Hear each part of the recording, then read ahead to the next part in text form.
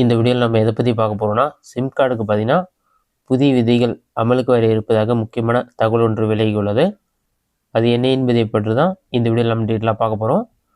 Aadhaar card மட்டும் இல்லாமல் voter ID card, passport போன்ற ஆவணங்களை கொடுத்து சிம் கார்டு வாங்கிய கஸ்டமர்கள் ஏராளமாக இருக்கும்போது ஒட்டுமொத்த கஸ்டமர்களுக்கும் பொருந்தும்படி புது சிம் கார்டு விதிகள் அமலுக்கு வர இருக்கிறது.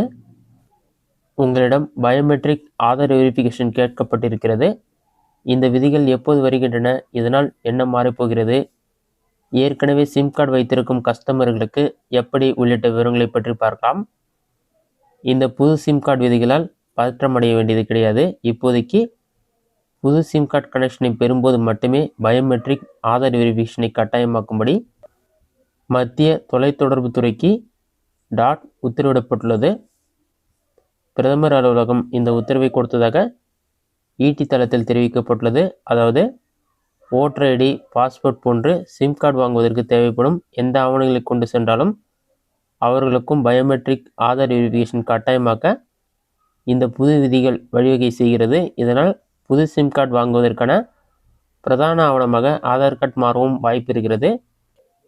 இந்த விதிகளை மத்திய தொலைத்தொடர்புத்துறை எப்போது அமலுக்கு கொண்டு வரும் என்ற விவரங்கள் வெளியாகவில்லை. இருப்பினும் பிரதமர் அலுவலகம் நேரடியாக உத்தரவை கொடுத்திருப்பதால் அடுத்த சில வாரங்களில் அதிகாரப்பூர்வ அறிவிப்பு வெளியாக வாய்ப்புள்ளது.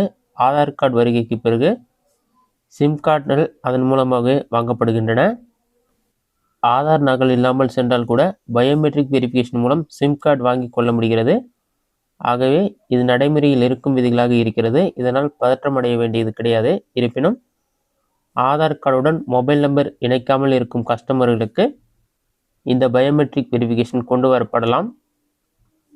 இது எந்த ஆதார் கார்டுடன் மொபைல் நம்பர் இணைக்கப்பட்டிருக்குது என்பதை உறுதி செய்கிறது. ஆகவே இது அதிக பாதுகாப்பை கொடுப்பது மட்டுமல்லாமல் போலியான சிம் கார்டுகள் வழங்கப்படுவதை எளிதாக குறைத்துவிடும். இந்த புதிய விதிகள் அமலுக்கு வந்தால் சிம் கார்டு விற்பனையாளர் கட்டாயம் பயோமெட்ரிக் ஆதார் வெரிஃபிகேஷன் உங்களிடம் கேட்பார்கள். முன்னதாக சிம் கார்டு நிறுவனங்களுக்கு ட்ரேசபிள் விதிகள் அமலுக்கு வந்தன. ஏர்டெல், ஜியோ, விஐ, பிஎஸ்என்எல் போன்ற எந்த தொலைத்தொடர்பு நிறுவனங்களின் சிம் கார்டுகள் மூலமாகவும் வணிக ரீதியாக எஸ்எம்எஸ்கள் அல்லது கால்கள் செய்வதற்கு ஒயிட் லிஸ்டில் இடம்பெற வேண்டும், இல்லை என்றால் எஸ்எம்எஸ் செல்லாது என்ற விதி வந்தது. தற்போது இந்த புதிய விதி கூடிய விரைவில் அமலுக்கு வர இருக்கிறது. விரைவில் இது சம்பந்தமான அதிகாரப்பூர்வ அறிவிப்பு வெளியாகும் என்றும் எதிர்பார்க்கப்படுகிறது. இதுதான் பார்த்தீங்கன்னா சிம் கார்டுக்கு வெளியான புதிய விதிகள். இந்த வீடியோ உங்களுக்கு யூஸ்ஃபுல்லாக கிடைக்கிறேன். இந்த வீடியோ பிடிச்சிருந்தா லைக் பண்ணுங்கள். இந்த வீடியோவில் வேறு ஏதாச்சும் டவுட் இருந்தால் கமெண்ட் பாக்ஸில் கமெண்ட் பண்ணுங்கள்.